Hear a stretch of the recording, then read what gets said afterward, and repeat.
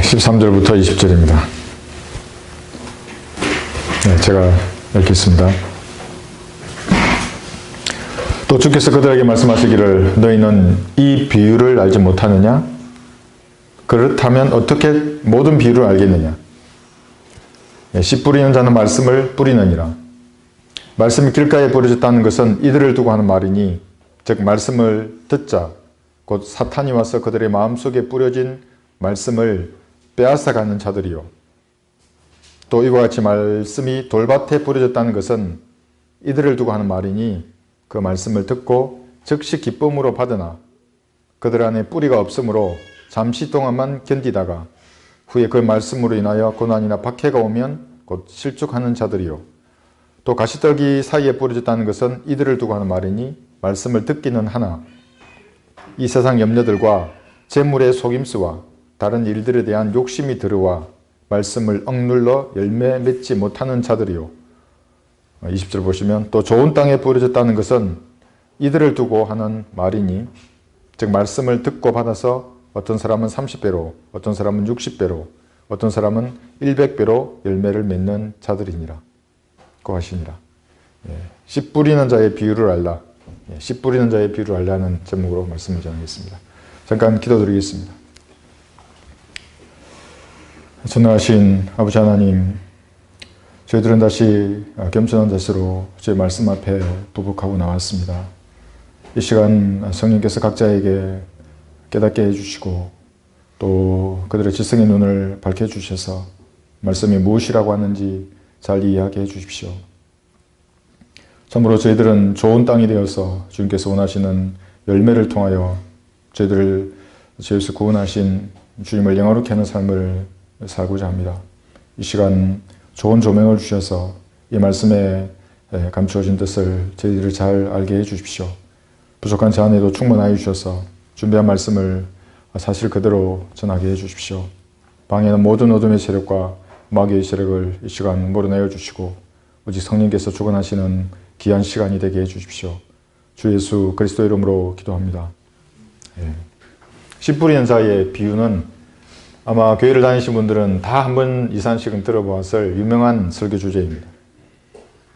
근데 대부분 목사들의 설교는 비성경적인 설교입니다.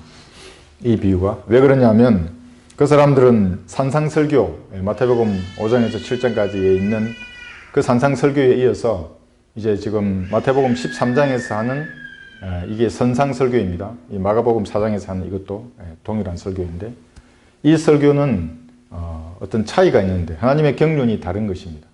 마태복음 5, 6, 7장에는 왕국이라고 하는 그 경륜에서 하나님께서 말씀하셨습니다. 왕국의 법령이었습니다.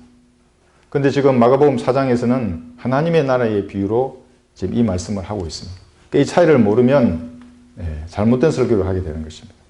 산상설교 여러분 다 아시죠? 마태복음 5장에 보면 팔복이 나옵니다. 복 받으려고 하는 많은 사람들이 건가옥절을 여기는 장입니다. 팔복. 주기도문이 나오고 계명들이 나옵니다. 황금률. 그런데 이것을 구원의 교리로 잡으면 구원받지 못합니다. 왜냐하면 거기에는 예수님의 피가 없습니다. 거듭남도 없고 구속이나 대속도 없고 계명과 행위만 나와 있는 것입니다. 왜냐하면 산상수훈은 천국에서 지켜야 할 법령입니다. 또 다가오는 천국을 바라보는 상태, 초림이나 대환란 때 지켜야 할 그런 규범들이 나와 있기 때문에 아주 강력하고 엄격하게 이렇게 제시되어 있습니다. 지금 우리 교회 시대와는 다른 것이죠. 우리는 여기서 교훈을 얻을 수 있지만 산상수훈을 교리로 적용할 수는 없는 것입니다. 그러면 잘못된 성경 적용이 됩니다.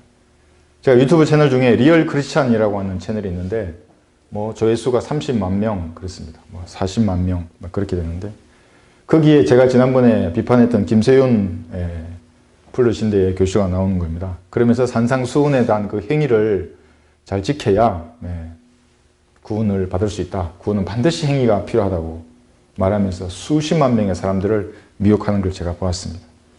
여러분 정말 그렇습니까? 산상수훈을 지키면 구원을 받는 것입니까? 절대 그렇지 못합니다. 제가 어떤 지난주에 사람으로부터 전화로 상담을 했습니다. 그 사람이 우리 성경을 알고 구원의 확신을 가졌습니다. 구원받고. 그래서 제 가족들에게 그 사람이 복음을 전했습니다. 저하고 상담을 하길래 좋게 설명을 해줬습니다. 그 사람이 그 가족들에게 예수님의 피로 죄가 용서되었습니다. 이 사실을 믿으면 구원을 받습니다. 이렇게 말했더니만 뭐라고 답변을 했는 줄 아십니까? 너가 한 번 더 그런 이야기를 하면 그 성경책, 한글 킹제임스 성경을 모두 불태워버리겠어.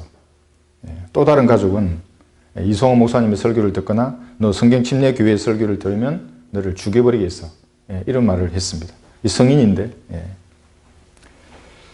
교회 다니는 사람이 어떻게 이런 말을 쉽게 할 수 있습니까? 불태우고 살인을 말하고 예수님의 피 흘린 사랑에 대해서 아는 사람이라면 어떻게 이런 말을 버젓이 이렇게 입에 담을 수 있겠습니까? 마귀의 자식입니다. 왜 이런 살기를 떼겠습니까? 성경적인 복음에 대해서. 그것은 겉으로는 고상해 보이지만 아주 종교적인 사람이죠. 그 사람은 그 집안이 평생 교회를 다닌 사람들입니다. 고등 마귀, 종교적인 마귀에 잡혔기 때문에 성경적인 진리를 보면 그런 반응을 보이는 것입니다. 산상수훈이나 계명을 지켜서 구원받으려는 사람들은 이 수준입니다. 성경적인 진리에 대해서 이렇게 반응하는 것입니다. 예수님께서는 메시아 왕국에 대해서 마태복음 5, 6, 7장에서 이렇게 말씀하셨지만 이 악한 세대, 그때도 마찬가지고 지금도 마찬가지입니다. 이 사람들은 마태복음 11, 12장에서 자신들의 왕이신 예수님을 거부했습니다. 그래서 결과적으로 예수님께서 다스리는 그 천국은 재림 때까지 연기가 된 것입니다. 지금은 천국가 보이지 않습니다. 지금의 천국은 신비적인 형태로 감추어져 있는 것입니다. 그 사람들 잘 모릅니다. 이런 사실들을. 그렇기 때문에 씨 뿌리는 자의 비유를 할 때 많은 사람들을 호도하는 것입니다. 마귀의 교리를 목사라는 자들이 확산시키는 그런 설교를 하는 것입니다. 유대인들이 이런 천국을 거부해버리자 이제 감추어진 이 천국 대신에 사람들에게 제시된 것이 뭐냐면 가짜 천국입니다. 그게 이제 이 교회 시대에 기독교계라고 하는 이런 것입니다. 이게 크리스찬 돔이라고 하는 하나의 가짜 왕국, 종교적인 왕국입니다. 그러니까 학자들은 이 모조품 왕국이 천국이기나 하나님의 나라라고 이렇게 생각을 하는 것입니다. 그런데 그렇지 않습니다. 이 기독교계에는 똑보리와 알곡들이 섞여 있습니다.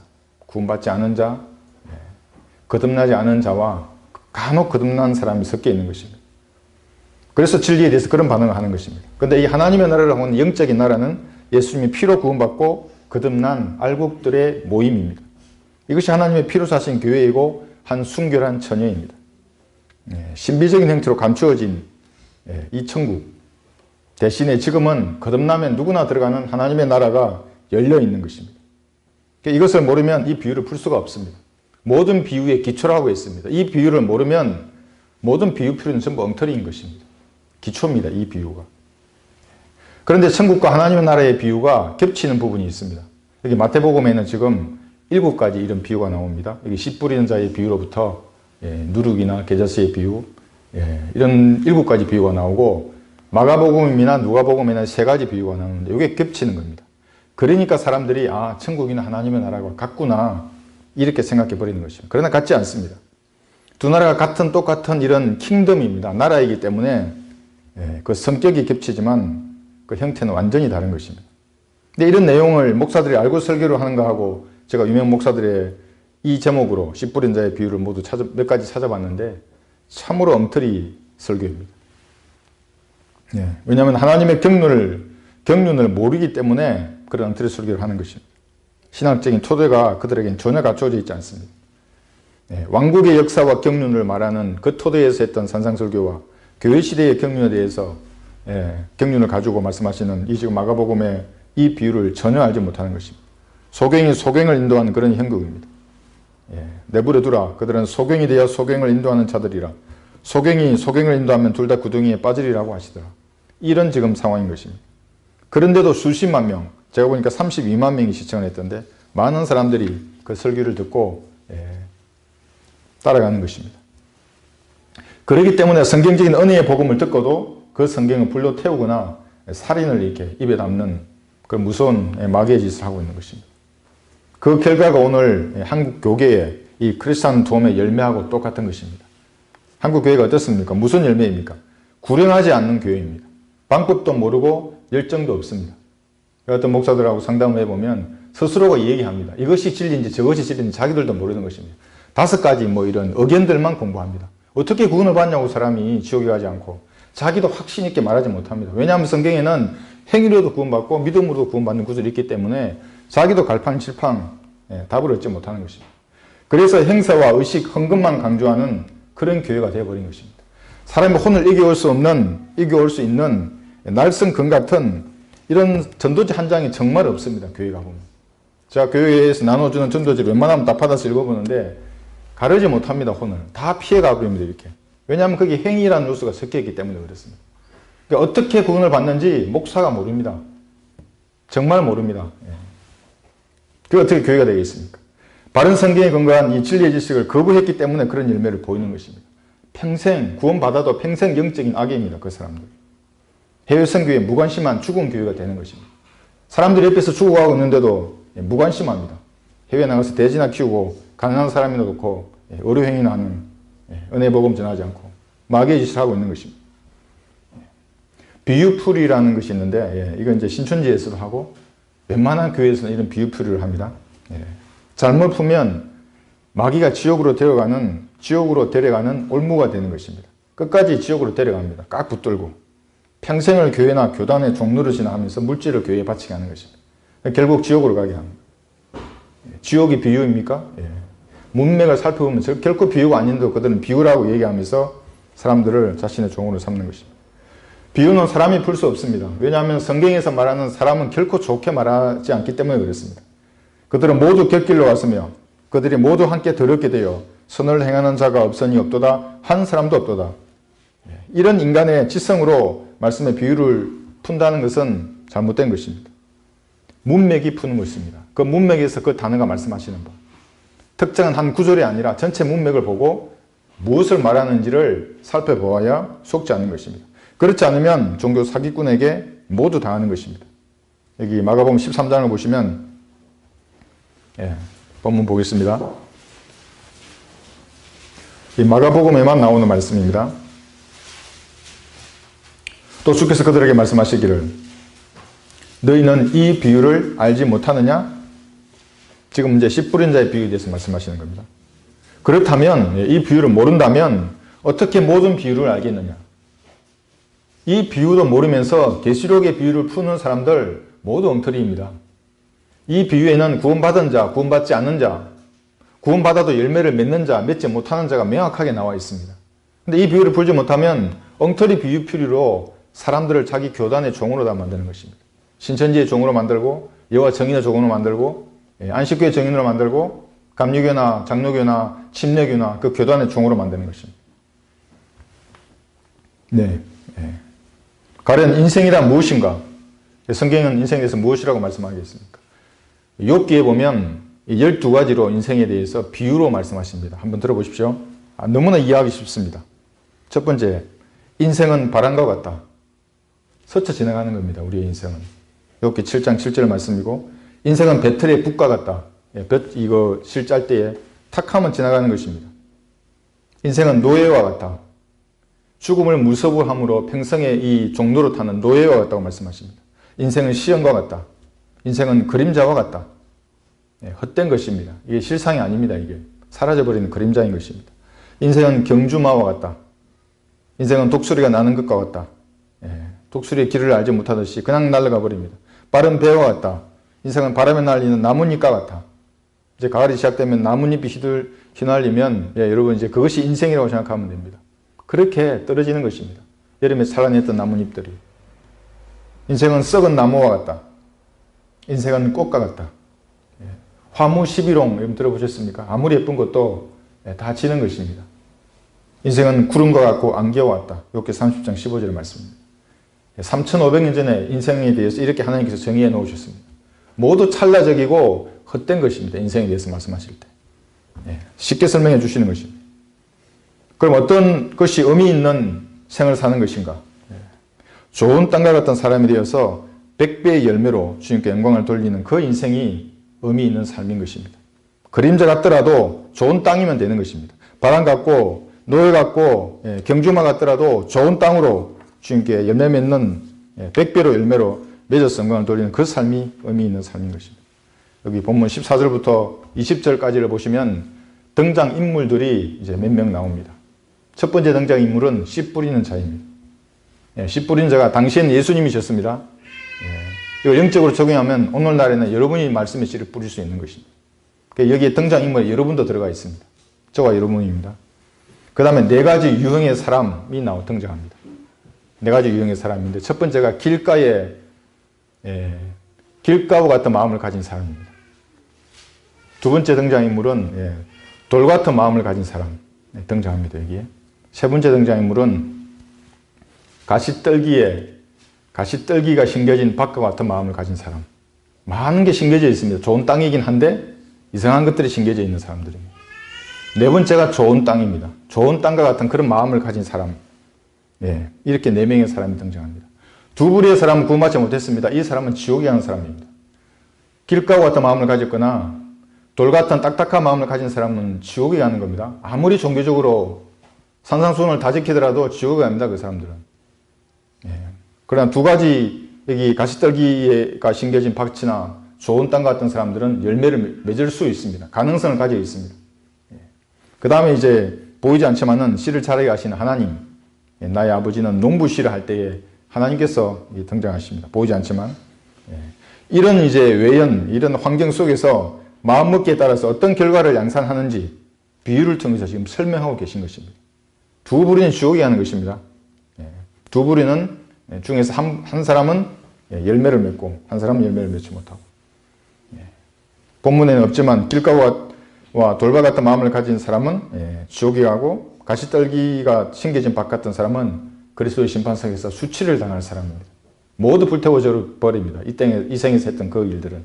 한 사람은 칭찬을 받는 사람입니다. 첫 번째는 말씀의 씨를 뿌리는 그리스도인이 되라는 것입니다.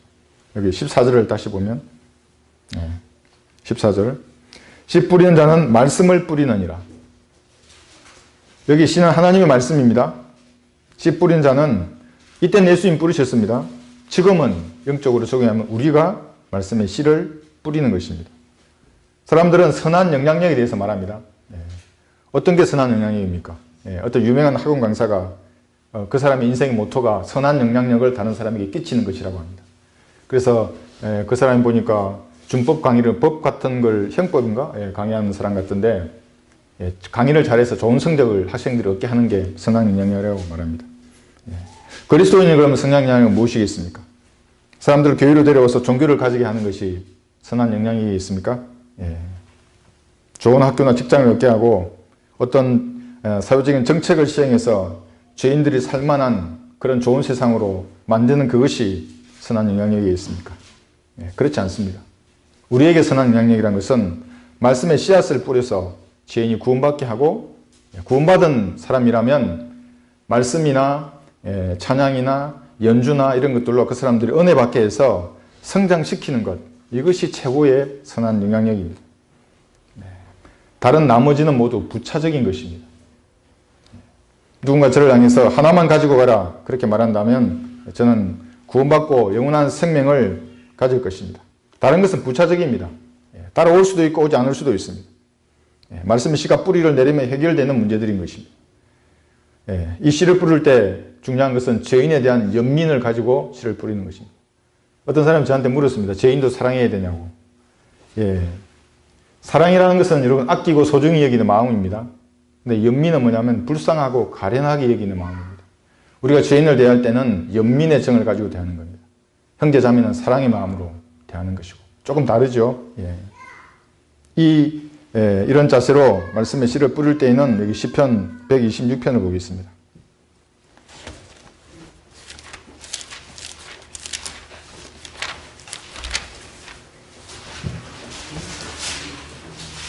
(126편) 5절 보시면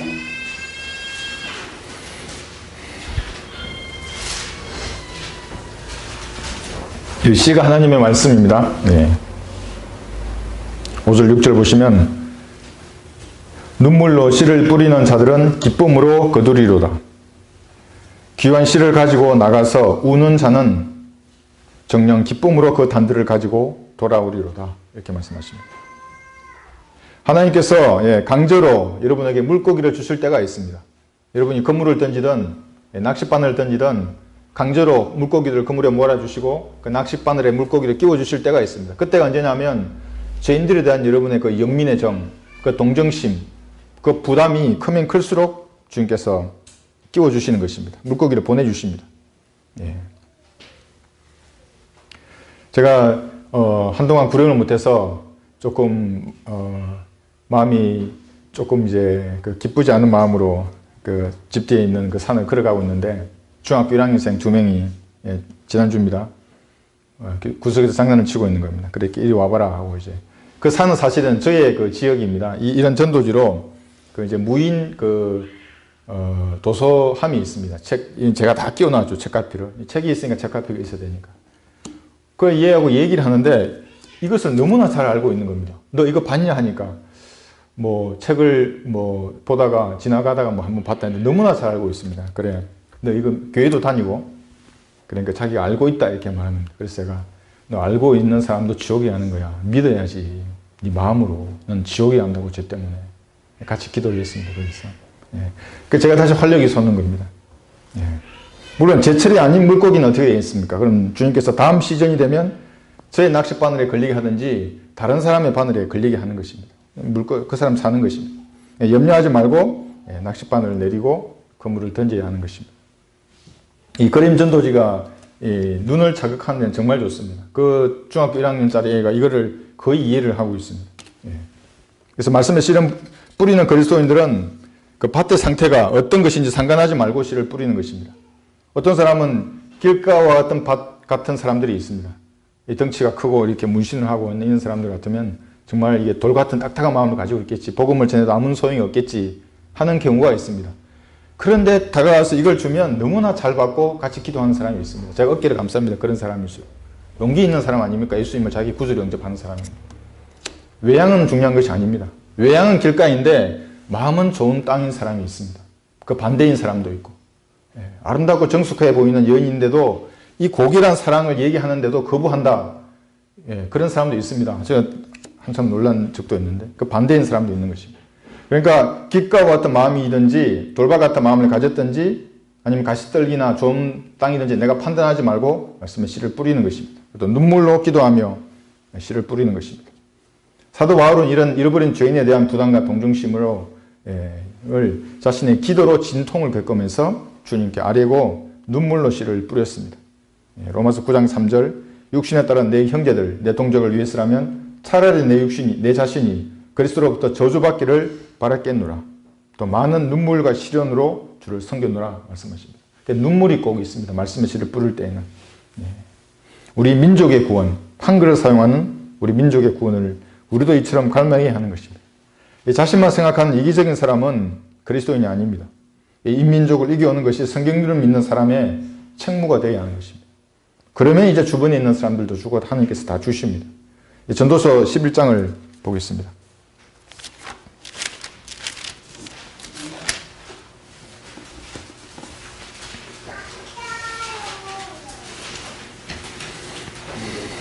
전도서 11장 이게 5절에서 6절을 보시면 다시 전도서 11장 1절부터 보겠습니다. 1절에 이렇게 말씀하십니다. 여기서 빵은 이제 생명의 말씀입니다. 말씀의 씨앗도 그렇지만 너는 내 빵을 물 위에 던지라. 여기서 물은 뭐냐면 많은 사람들입니다.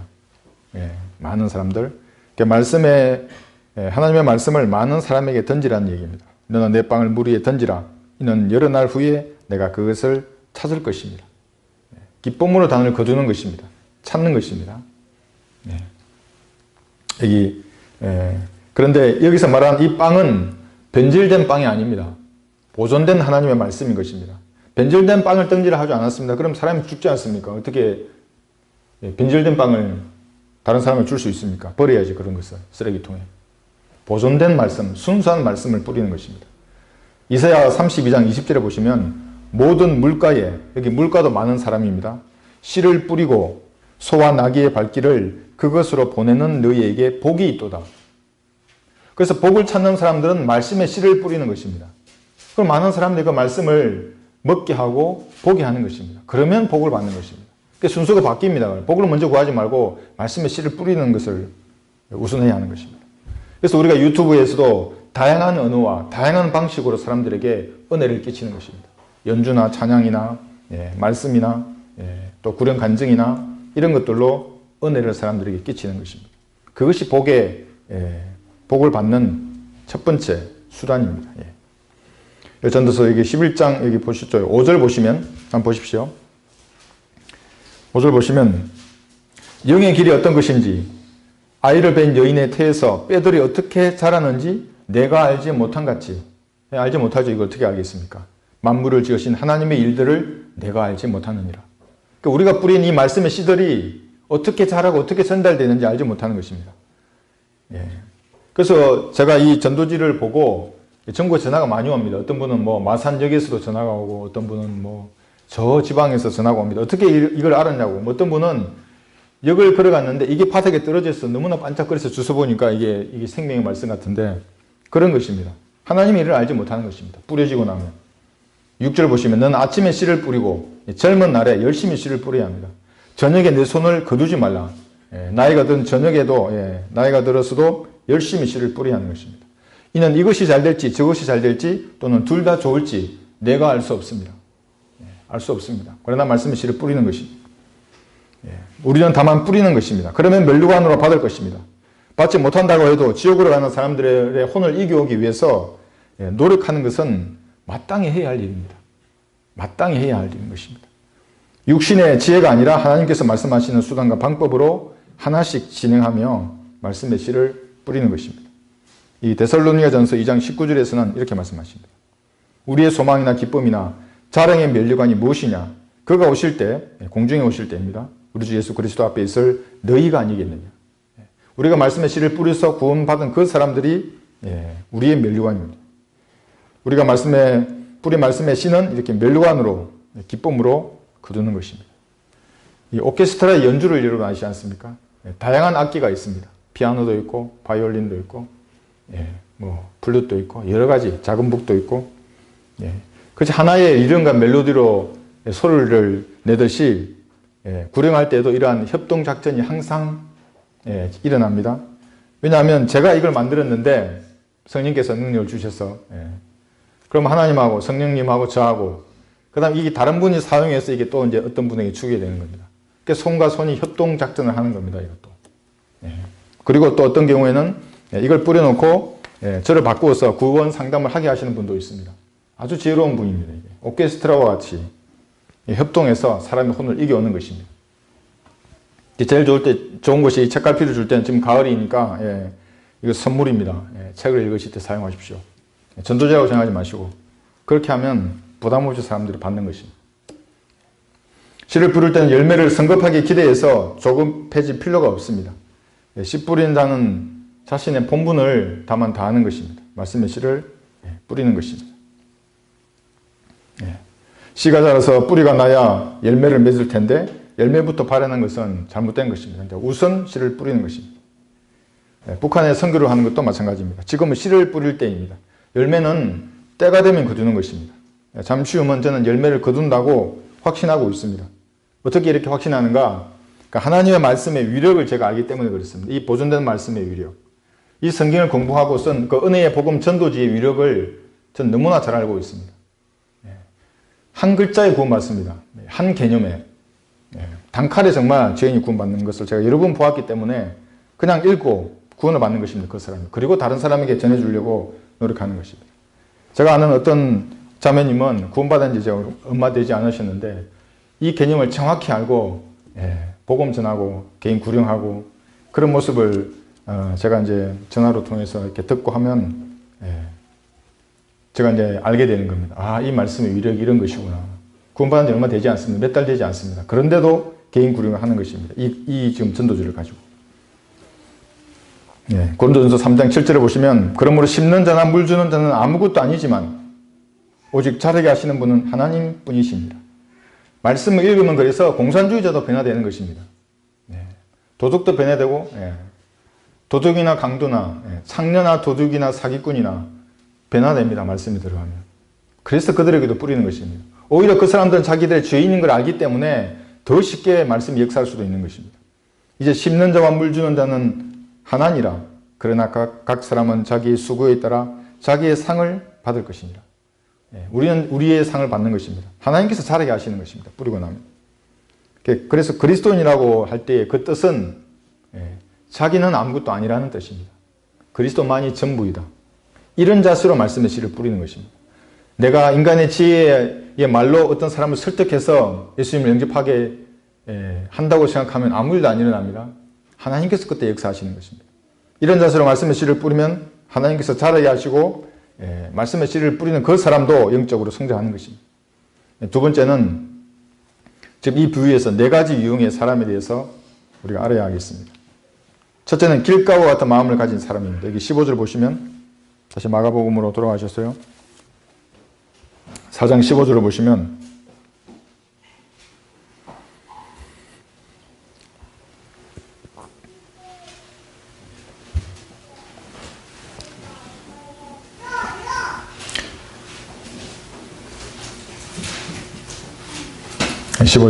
말씀이 길가에 부려졌다는 것은 이들을 두고 하는 말이니 지금 이런 유형의 사람에 대해서 말하는 것입니다. 즉 말씀을 듣자, 말씀을 들으면 믿음이 생겨야죠. 그죠? 믿음이 생겼으면 열매가 드러나야 되는데 말씀을 듣자 곧 사탄이 와서 그들의 마음속에 뿌려진 말씀을 빼앗아가는 자들이요. 사탄이, 마귀들이 하나님의 말씀이 여러분의 마음에 심어졌는데 빼앗아가 버립니다. 어떤 사람이 길가와 같은 사람, 길가를 한번 생각해 보십시오. 사람들이 막 다닙니다. 막 시끄럽게 다니고 차들이 돌아다니고 얼마나 딱딱하겠습니까? 그 길이. 아스팔트 한번 생각해 보십시오. 아스팔트. 씨앗이 자라겠습니까? 그런 데서. 그러니까 그런 유형의 사람은 사탄이 와서 말씀을 그대로 가져가 버리는 것입니다. 구원받지 못합니다. 이 사람은. 그냥 이렇게 살다가 지옥에 가는 것입니다. 이런 마음을 가지면 마귀들이 와서 말씀을 먹어버립니다. 여기 마가복음 4장 표조 4절을 보시면 그 앞에 4절을 보시면 마가복음 4장 4절입니다. 4절에서 씨를 뿌렸는데 어떤 씨는 길가에 떨어지니 공중의 새들이 와서 먹어버렸고, 그러니까 빼앗아 간다는 말이 마귀들이 와서 여러분이 마음속에 뿌려진 그 말씀을 빼앗아 가버리는 것입니다. 죄인들의 마음속에 뿌려진 것들을. 악한 영들을 공중에 새로 묘사하고 있습니다. 계시록 18장 2절에서도 그가 큰 음성으로 힘있게 외쳐 말하기를 큰 바빌론이 무너졌도다 무너졌도다. 마귀들의 거처가 되었고, 마귀들이 나옵니다. 온갖 더러운 영의 소굴이요. 이 영입니다. 모든 더럽고 가증한 새의 소굴이로다. 새들이 와서, 공중의 새들이 와서 하나님의 말씀을 먹어버리는 것입니다. 지옥에 가는 겁니다. 그 사람은. 악한 영들이 사람들에게 정보를 주기도 하고 사람의 말을 전달해 주기도 합니다. 성령께서 하시는 일과 아주 유사합니다. 주의해야 합니다. 무엇이든 다 믿으면 안 되는 것입니다. 그런데 무엇보다 마귀들은 하나님의 말씀을 빼앗아 먹어버리는 것입니다. 마귀적인 사상과 교리를 퍼뜨리는 자들도 마찬가지입니다. 하나님의 말씀에 이 씨앗을 자라지 못하게 수많은 마귀의 씨들을 그들을 퍼뜨리는 것입니다. 여러분 그 정산도, 원불교, 신천지, 안식교 많이 들어보셨죠? 정인들. 이들 외에도 형상을 숭배하는 사람들이 있습니다. 형상, 우상을 숭배하는 사람들. 빵과 포도주를 숭배하면 우상을 숭배하는 겁니다. 빵과 포도주를 먹으면 구원을 받는다. 이게 재림한 예수님이다. 어떻게 빵과 포도주가 재림한 예수님입니까? 그걸 먹으면 구원을 받는다고 하는 것은 그 우상을 숭배하는 겁니다. 물을 숭배하는 것도 마찬가지입니다. 세례나 침례를 받아야 구원을 받는다. 그 물을 숭배하는 겁니다. 그것은. 우상을 숭배하는 겁니다. 목사를 숭배하는 것도 마찬가지입니다. 목사가 구약의 제사장으로 믿으면 그런 것들이 하나님의 말씀의 씨앗을 자라지 못하게 하는 겁니다. 목사는 설교자일 뿐입니다. 바른 말씀을 말씀대로 설교해야 합니다. 오랜 시간 제약으로 찌든 사람의 눈빛을 여러분 보셨습니까? 쾌락을 쫓아갑니다. 그 사람들은. 하루살이는 여러분 가만히 있어도 하루살이입니다. 끝납니다. 12가지 인생의 비유를 보셨지 않습니까? 다 하루살이 인생입니다. 가만히 있어도 끝날 인생인데 왜 그 불나방처럼 죄의 그 쾌락으로 뛰어드는 것입니다. 의미 있는 생을 살아야 합니다. 마음밭을 갈아서 좋은 땅으로 만들지는 못할 망정 마귀의 그 믿기만 쫓아가는 것은 참으로 안타까운 일입니다. 마귀에게 점유된 시간이 많을수록 죄악이 많을수록 7마귀이거나 또는 3,000마리, 6,000마리라는 군단이라고 하는 이 마귀들의 활동 무대를 그 사람들은 제공해 주는 것입니다. 이런 사람 외에도 종교적인 자들도 많이 있습니다. 은사주의자들, 극단적인 칼빈주의자들, 부천연, 무천연주의자들, 이 주변에 있는 교회가 다 그런 교회들입니다. 인간의 힘으로 왕국을 건설하는 그 모든 사람들은 사탄이 그들 마음 가운데 심겨놓은 말씀의 씨, 그 씨앗을 사탄에게 빼앗겨서 그 씨가 먹혀버린 자들인 것입니다. 그래서 지옥에 합니다. 그들의 마음 상태가 그렇기 때문에 사탄이 먹어버리는 것입니다.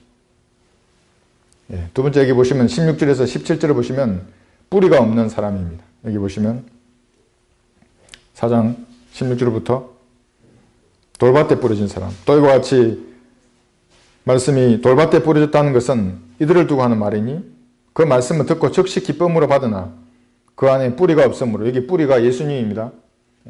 잠시 동안만 견디다가 후에 그 말씀으로 인하여 고난이나 박해가 오면 곧 실족하는 자들이요, 이렇게 말씀하십니다. 이 사람들은 항상 듣고 새로운 것을 듣고 그것을 기뻐하는 그런 사람들입니다. 구원받은 것처럼 보이는 모든 외양을 다 가지고 있습니다. 예비도 드리고 찬양도 하고 기도도 하고 그래서 설교도 하고 그런 외양을 다 가지고 있습니다. 그런데 이 사람에게는 뿌리가 없습니다. 이번에 저기 설교회를 대적하고 나간 사람들 중에 저한테 3시간 동안 자기 간증을 하면서 뭐라고 했냐면 인지적 구원을 받았다, 자기는 그런 얘기를 한 사람이 있습니다. 그게 핵심 멤버입니다. 그 사람이. 인지적 구원. 없습니다. 그런 건 성경에는. 뿌리가 없는 사람입니다. 그 사람은. 구원받지 못한 사람. 잠시 동안 교회 생활을 하는 겁니다. 와서. 그러다가 바람이 불면 다 나가버리는 사람입니다. 실족하는 사람들. 돌밭에서는 씨앗이 자랄 수 없습니다. 습기가 없기 때문에. 돌을 치우고 마음밭을 가려야만 이 사람은 씨앗이 자라서 구원받을 수 있는 것입니다. 뿌리가 나오게 되는 것입니다. 그러면 구원을 받습니다. 뿌리는 계시록 22장 16절에서 다윗의 뿌리이신 예수님입니다. 뿌리가 없는 사람, 그리스도 영이 없는 사람은 구원받지 않는 사람입니다. 로마서 8장 9절에서는 그러나 하나님의 영이 너희 안에 거하시면 너희가 육신 안에 있지 아니하고 성령 안에 있나니 이제 누구든지 그리스도의 영이 없으면 그의 사람이 아니니라. 그럼 누구의 사람입니까? 마귀의 자식인 것입니다. 뿌리가 없는 사람들은 마귀의 자식입니다. 돌밭 같은 마음을 가진 사람은 자신의 처지를 살펴보고 마음을 잘 일구어서 최소한 가시떨기 같은 밭이나 좋은 땅으로 만들어야 합니다. 그래야 구원을 받을 수 있습니다. 그러나 그렇게 하지 않는다면 돌밭 같은 마음의 소유자는 말씀을 듣고 기뻐하기는 하지만 자신의 의지로 예수님을 영접하지 않기 때문에 그런 종교적인 생활을 하기 때문에 작은 시험에도 바로 실족해버리는 것입니다. 이 사람들이 십자가에서 다 이루신 예수님의 구속 사역은 받아들이지 않고 끝까지 도덕법을 준수하고 산상수훈을 지키고 예수님이 이루지 못한 구속 사역의 부족한 부분을 자신이 이루려고 하는 사람들입니다. 모두 지옥으로 향하는 사람들입니다. 그러니까 이 사람들의 눈에 성경적 진리를 전하는 우리를 불태우고 죽이려고 하는 것입니다. 지금도 그런 적의를 가지고 있습니다. 마귀가 예수님께 가졌던 그 적의를 그대로 우리에게 다 쏟아붓는 것입니다. 대환란이 일어나면 어떻게 되겠습니까? 대환란에 남은 사람들은 예수님의 지상 재림을 맞이하려고 고난이나 박해를 당하면서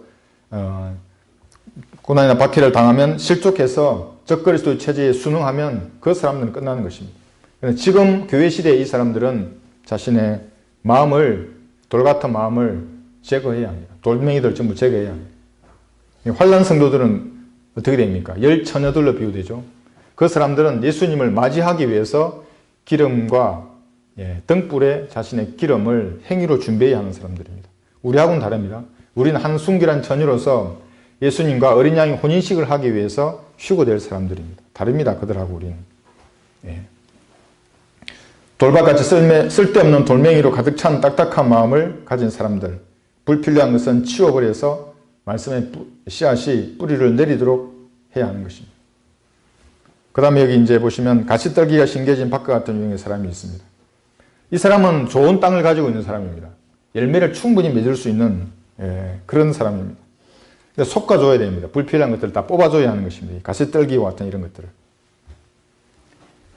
이 세상의 염려와 재물의 속임수, 다른 일에 대한 욕심을 솎아내야 됩니다. 그러면 좋은 땅으로서 열매를 맺습니다. 여기 18절, 19절 보시면 또 가시떨기 사이에 뿌려졌다는 것은 이들을 두고 하는 말이니 말씀을 듣기는 하나 이 세상의 염려들과 염려가 첫 번째입니다. 재물의 속임수와 이 두 번째죠. 다른 일들에 대한 욕심이 들어와 이게 누가복음에서는 쾌락이라고도 말합니다. 말씀을 억눌러 열매를 맺지 못하는 자들이요. 이렇게 말씀하고 있습니다. 좋은 땅인데 조금만 뭘 솎아내면 100배의 열매를 맺을 수 있는데도 불구하고 말씀이 억눌려 있는 겁니다. 열매를 맺지 못하는 사람입니다. 이 세상의 염려, 여러분 염려 있으십니까? 세상 사람들은 밤하늘의 별들처럼 염려가 많다고 합니다. 여러분도 그러십니까? 밤하늘의 별들처럼 염려가 많으십니까? 어떤 논문에 의하면 사람들이 하는 염려의 40%는 과거에 했던 지난 일에 대한 염려라고 합니다. 그건 필요가 없죠. 아무리 염려해도 뭐 바뀌지 않으니까. 나머지 30%는 일어날 수 없는 일입니다. 괜한 걱정입니다. 그러니까 최소 70%는 필요 없습니다. 그 나머지가 뭐 질병이라든지 무슨 뭐 직업이라든지 그런 것에 대한 염려입니다. 성경은 그냥 들어보십시오. 마태복음 6장 27절에서 이렇게 말씀하십니다. 구원받은 그리스도인에게 하는 말씀입니다. 너희 가운데 누가 염려함으로 자기 키를 한 큐빗이라도 더 늘릴 수 있겠느냐. 염려한다고 해결될 일이 없다고 말씀하십니다. 그러면서 빌립보서 4장 6절에서 아무것도 염려하지 말고 다만 모든 일에 기도와 간구로 너희의 구하는 것들을 감사함으로 하나님께 알려지게 하라. 이것이 이제 기도하는 것입니다. 알려지게 하면 염려들은 다 소멸하는 것입니다. 이 말씀을 믿지 못하고 세상 일에 염려하면 이 영적인 생명은 이제 고사하는 겁니다. 말씀이 결코 성장할 수 없습니다. 아무런 열매를 맺지 못하는 것입니다. 전화로 상담했던 그분, 자신을 죽이겠다고 하는 그 사람에게 제가 그 말을 했습니다. 참새 한 마리도 하나님이 허락하지 않으시면 죽지 않는다. 죽음을 두려워하지 마라. 그리스도인들에게. 당신은 그리스도인이다. 하나님의 눈동자라고. 하나님 눈동자가 지키신다고 그 사람을. 진짜 그리스도인을 말하는 겁니다. 가짜 말고 복음에 대해서 양보하지 말라고 했습니다. 그러나 잘해야죠. 집에서 해야 할 일들을 잘 처신하면서 자신의 일을 잘하면서 복음에 대해서 양보하지 말라고 말씀해 주십니다. 두려워할 것이 없습니다. 진짜 그리스도인에게는. 그리스도인은 손을 대면 주님께서 그 사람을 심판하실 것입니다. 그러므로 너희의 염려를 다 하나님께 맡기라. 이는 그분께서 너희를 돌보심이라. 기도로 소상하게 아뢰면 염려는 발붙일 틈이 없는 것입니다. 그러면 열매를 맺습니다. 하나님께 염려를 맡기면 열매를 맺는 것입니다. 두 번째는 여기 재물의 속임수라고 말합니다. 돈이 모든 것을 해결하는 것처럼 보입니다. 눈에 보이니까. 돈이면 즉각 문제가 해결되니까. 그래서 재물의 속임수에서 빠져나오지 못하는 것입니다. 사람들. 그러나 디모데전서 6장 10절에서는 돈을 사랑하는 것이 모든 악의 뿌리니 이것을 욕심내는 어떤 사람들이 믿음에서 떠나 방황하다가 많은 슬픔으로 자신을 찔렀다고 말씀하고 있습니다. 돈이 모든 악의 뿌리가 아니라 돈을 사랑하는 것이 모든 악의 뿌리인 것입니다. 사익을 위해서나 생활을 위해서 돈이 필요하기 때문에 열심히 일해서 이런 필요를 채워야 합니다. 문제는 돈을 사랑하게 되면 거기서 이제 악이 시작되는 것입니다. 말씀의 씨앗이 열매를 맺지 못합니다. 디모데전서 6장을 한번 보겠습니다. 6장 17절을 보시면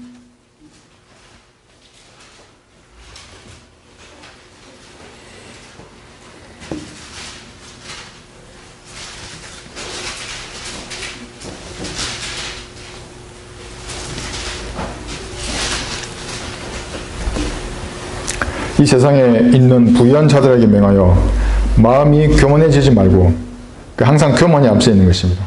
불확실한 재물을 신뢰하지 말며 재물은 확실히 여러분의 것이 아닙니다. 확실히 것도 아니고 그건 불확실한 것입니다. 오직 우리에게 모든 것을 풍요하게 주셔서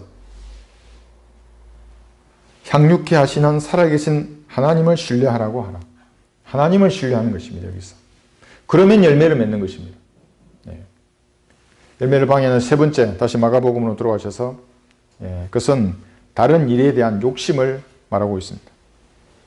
누가복음 8장 14절에서는 이 욕심에 대해서 쾌락이라고도 말하고 있습니다. 쾌락. 육신을 만족시키면 말씀의 씨앗이 억눌려서 열매를 맺지 못하는 것입니다. 자신의 육신, 성령의 일이 있고 육신의 일이 있습니다. 육신을 쫓아가면 말씀은 그냥 억눌려 지내는 것입니다. 여기 디도서를 한번 보겠습니다. 디도서 3장을 보시면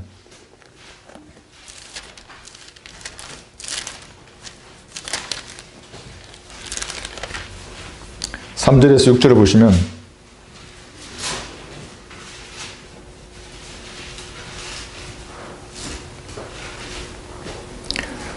우리도 한때는 어리석고 복종치 아니하며 미혹당하고 여러가지 욕심과 쾌락의 종노릇하며 악과 시기 속에 살고 가정스러우며 서로 정오하는 자였으나 그 후 인간을 향한 우리 구주 하나님의 인자하심과 사랑이 나타나서 우리가 행한 의로운 행위에 의하지 아니하고 그의 자비하심에 따라 중성의 시선과 성령의 새롭게 하심으로 우리를 구원하셨으니 이렇게 말씀하십니다.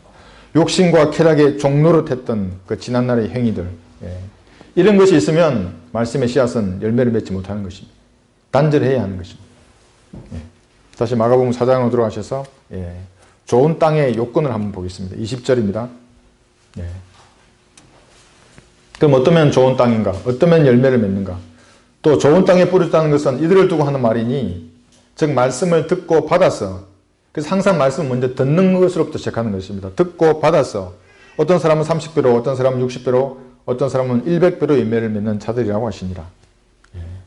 이게 누가복음 8장 8절에서는 이 구절을 조금 더 세부적으로 설명합니다. 누가복음 8장 8절을 보시면 좋은 땅에 대해서 이렇게 말씀하십니다.